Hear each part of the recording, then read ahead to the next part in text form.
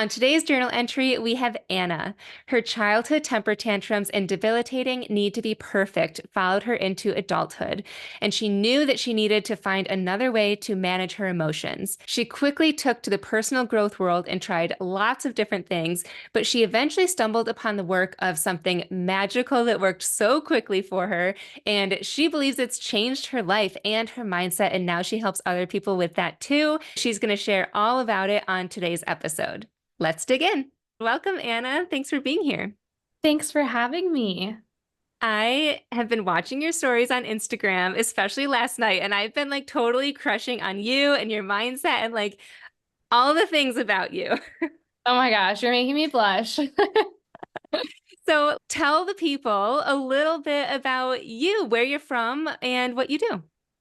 Yeah, absolutely. So my name is Anna Lawrence. I have spent most of my life in Colorado. I went to school in Kansas, which was random, but I absolutely loved it. I went to KU. And then my now fiance and I moved to New Zealand for a year after school.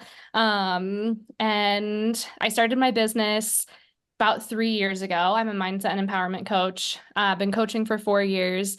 And just really like looking back at the past 4 years, it's so cool to see how like COVID actually like brought me to coaching. I lost my job as a ski instructor. I had been going to school, or I went to school for elementary education, and just didn't click with that. And so I was really looking for what I wanted to do, and coaching kind of came into my space when I lost my job during COVID.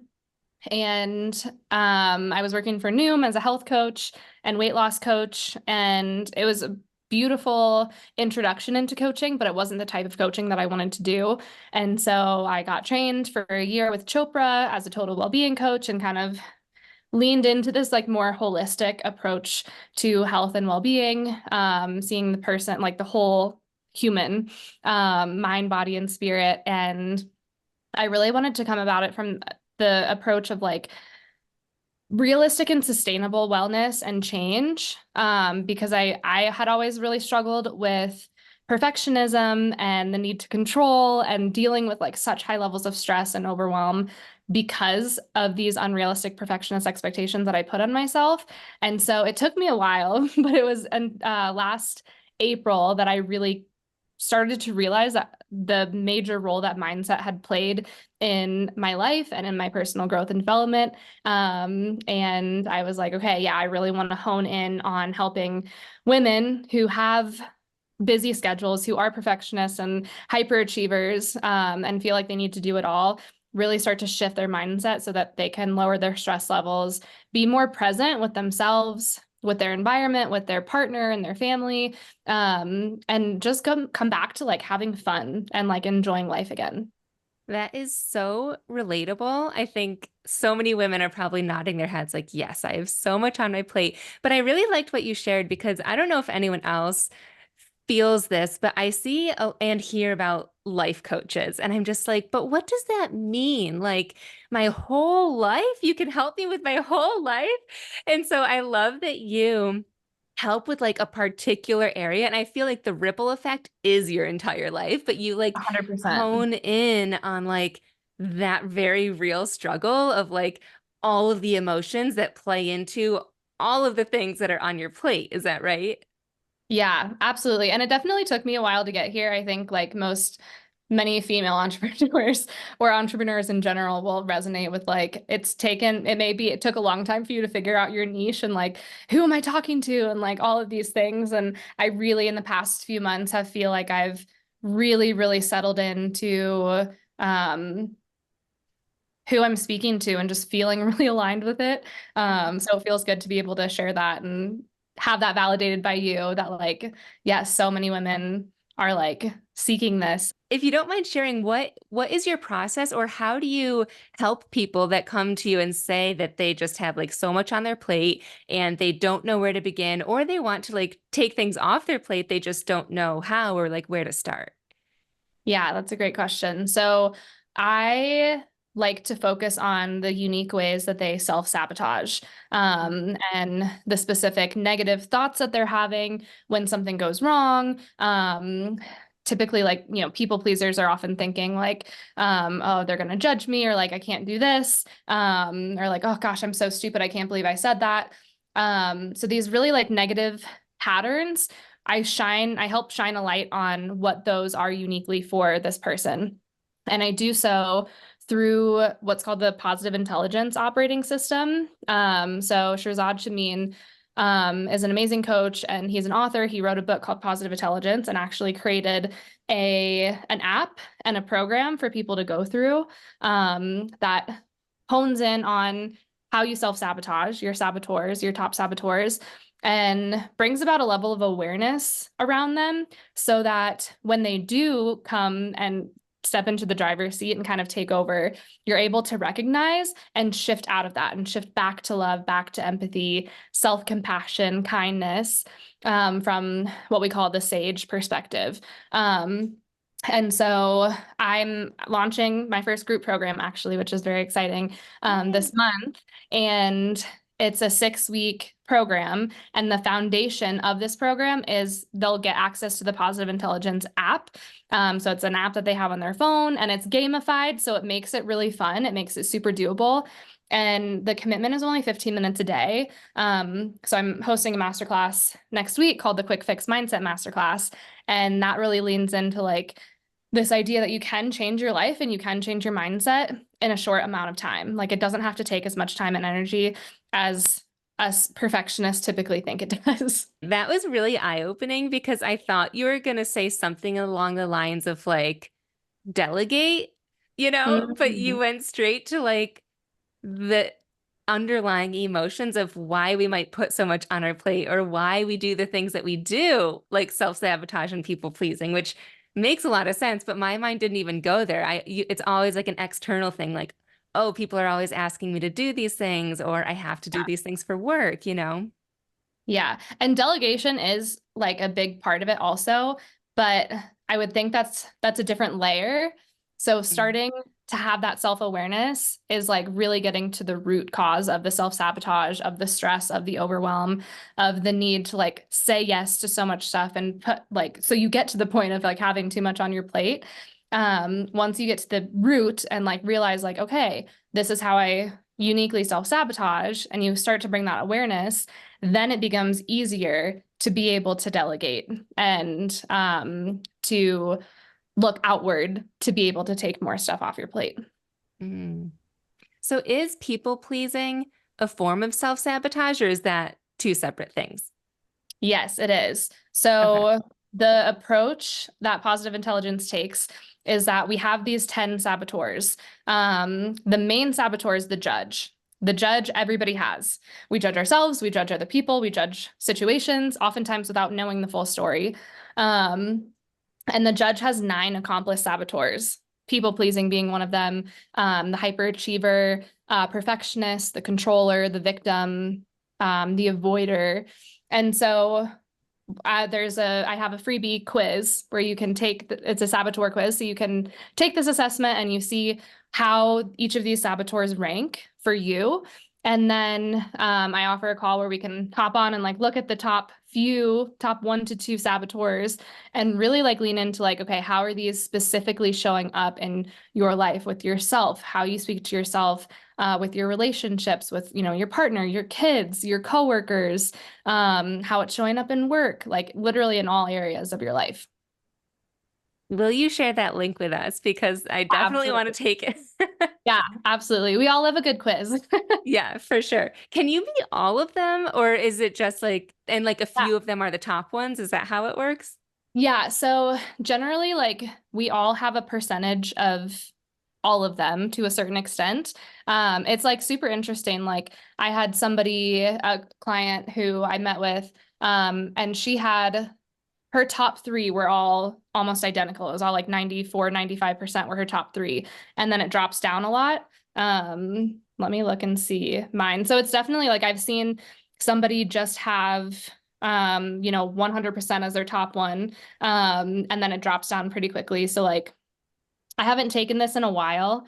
I should probably retake it, but my top 2 are the controller and the perfectionist. So the controller is at 8, the perfectionist is at 6, and then my lowest ones are at 2. So you can see like, I don't know if you can see that very well, but it kind of shows the rank of each of them. And the app is really awesome too, because you can customize it to focus on your top saboteurs. So it is really uniquely created for you. Very cool. So is Mhm. that just like one of the components when you're working with your clients? Yeah, it's one of the bigger components. So that combined with coaching, and the coaching method that I use is also in alignment with the positive intelligence operating system. So we lean into what we call the five sage powers, like empathize, innovate, navigate. So there's just these different like games that you can play. So like Mhm. navigate is like you flash forward and you meet your future self, and you have your future self Cool. give you feedback and like advice on a situation that you're struggling with in the moment, as if everything, turned out beautifully, Mm. as it usually does. And so just really unique perspectives on how to approach it. And then I'm also a meditation teacher. And I teach a personalized meditation. It's called primordial sound meditation. And if they're open to it, I like to factor that in. So they get their own personal mantra based on their birth information. And that just helps to regulate the nervous system, and to open yourself up to the infinite possibilities and like seeing so many different options, especially like when you run into a specific challenge or obstacle that typically triggers self-sabotage, rather than being like, this is my only choice, like I'm so stuck, this sucks. Meditation helps to support this idea of like, okay, like this is happening, and like there's infinite possibilities for that are available to me, and like I get to choose how I get to move forward. So I like to think that they're pretty complementary. Yeah. All of what you do sounds so fun, which is kind of like a relief because when I think of myself potentially working with a coach to help me work through like a busy schedule and self-sabotage, it feels kind of scary. Like, oh my gosh, what am Yeah. I going to, what am I going to do and face? But it seems like almost like a playful way. Do you feel like that's what your approach is? Yeah, I really value coming back to joy and ease and fun. I think especially like when it comes to wellness and like health and wellness and creating new habits, we get so laser focused on what we think that we should do. And again, that's like oftentimes you're being hijacked by your saboteur. That's the perfectionist seeing everybody else on social media, seeing their workout routine, seeing them eating healthy, seeing them running, like doing all of these things that you are then telling yourself to be healthy, to be happy, to be successful. I need to be doing those things, even if you don't like it. And I actually started my coaching business helping people with their morning and evening routines and behavior change specifically. And one of my cornerstones was find something that you're passionate about. And I think too that like oftentimes people like wait until it's too late or they're like diagnosed with like a chronic health condition, or like a major injury. And so there is this like really heavy feeling to change because it's like there's so much pressure on this like need to get better Mm. that we lose sight of why we're doing it in the first place. We want to change our lives. We want to change our mindset to think more positively. We want to bring in healthier habits and make us feel good so that we feel good. We want to feel our best. And I always say, like, think about a time when you have felt your best. Like, what are you doing in those moments? You're probably like having so much fun. Like, you might be at a concert or you might be on vacation. And it's just like, that is why we do all of this so that we feel good and we can have fun. And I think it's so easy to like lose sight of that. So I really do try to prioritize that in my content and with my clients, because it's so easy to overlook that. Kind of switching lanes a little bit and bringing it to the story that you did yesterday in your Instagram. You were sharing three different ways that you were going about your day and three things that you almost didn't do. One that I think is so relatable is you were at a coffee shop and you got your drink and it wasn't sweet enough, and you almost were just like, that's fine, I'll just drink it. But you did go up and ask for more sweetener, right? Yeah. So can you explain like why? I mean, That's so common. Why do people do that? And then how did you get yourself to go up there? Because I think so many women, in a lot of the time, wouldn't do that. Yeah, absolutely. So that was definitely coming from like a people pleasing saboteur. And oftentimes we like to settle for like, oh, it's good enough. It's fine. Mhm. And we don't ask for what we want, or maybe it even was something that you ordered, but they just like it wasn't quite there. And so I just had this moment of like kind of weighing out the cost and the benefit of if I didn't say anything versus the cost and benefit of if I did say something. And I'm like, okay, I drove 10 minutes to this coffee shop so I could work and like have a fun drink to like make work enjoyable, to go into a new space.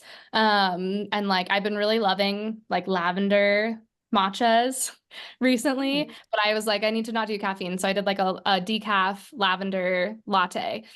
And when I tasted it, it just like I couldn't really taste the lavender. And so I was like kind of bummed. And then I like tasted it again and I was like, no, you know what? This is not what I want. And I just needed a little bit sweeter. And so I originally like went up to the like cart to see if they had, packets of sugar or something. And then I was like, nope, that's not what I want. And I like went up and I was like, hey, do you mind just putting another squirt of lavender in this? And she was like, oh my gosh, absolutely. And then came back and she was like, that was another 10 grams. Like, let me know if that's okay. And I'm like, yeah, that's amazing. Thank you so much. And went and sat back down. And then she came back by later and she was like, yeah, are you enjoying your drink? And I was like, absolutely. Thank you so much. And as a, somebody who's like in my head so much, I knew that if I didn't say anything, I would spend the whole time, every time I took a sip, being like, oh God, this isn't what I want. And that cost was not worth the slight discomfort of me stepping out of my comfort zone and going up to the counter and being like, hey, can you just add a little bit more sweetener into this? And she probably enjoyed like making you happy by giving you that extra pump. Yeah, absolutely. Yeah. Yeah, I think we give so much power away and we create up these stories and these rules that don't exist, that keep us small and that keep us dissatisfied and out of a place of joy because we're so afraid of rejection. And I just remind myself that if they say no, like it's not a big deal. And I also they're not going to say no. Yeah, right. Especially in that instance, it's like a pump. Yeah. Yeah. It, Worst case scenario, they'd be like, yeah, it's 50 cents. And I'd be like, right. okay, here you go. Yeah. It reminded me, I think I texted you this, of when I got my hair done. Right now I'm a Yeah. brunette, but I got my hair done at a brand new place because I was living in a brand new town and I was going for blonde because I was blonde at the time. And I literally came out like this orange. It was awful. And I actually went on my Instagram and I did like a story and I was like, what would you guys do? Would you guys like just, it is what it is. Maybe I'll get my own purple shampoo. I'll like try and fix it on my own. Or would you go back? And I did like one of those polls and tons of people voted that they would not go back, but then they messaged me saying that it's something that they're working on. And because of Okay. that, they would use this as an opportunity to say yes and to call the place and to go back. And then there were some people that did say yes, go back. And they also messaged me and they're like, you deserve this. Like you paid for that. And they're like pumping me up to call them. And I did. Eventually, I did call them and I did go back. It didn't turn out even like that great, but I was proud of myself for that was like one of the boldest like self-love and self-care things that I did at that point. And I was like super proud of myself. Do you feel like a lot of like that's like one of the big outcomes that you see in your clients? Yeah, I remember I had somebody had taken the saboteur assessment and their top saboteur was a people pleaser. And I asked her, I was like, all right, when you go out to eat or if you go to a coffee shop and they get your order wrong, what do you do? And she goes, oh, I don't say anything. I don't do anything. And I'm like, do you sit there miserable the whole time? And she's like, yeah. And she's like, my husband is always like, say something, like, let me say something. And she's like, no, no, no, no, no. Like, she doesn't even want anybody else to say something because she doesn't want to cause problems. And I was like, okay. your test is the next time you go out to eat and this happens, you say something. I'm like, are you like open to that? And she was like, yeah, definitely. And so just like coming back to what you said, like, I think it is something that like people are talking about more and more. And so people are like wanting to work on it more and like wanting to hype themselves up more. And Hmm. I find a tool that really helps, the Mel Robbins 5 second rule, counting down from five and like get your body moving or start asking for what you want before you get to one.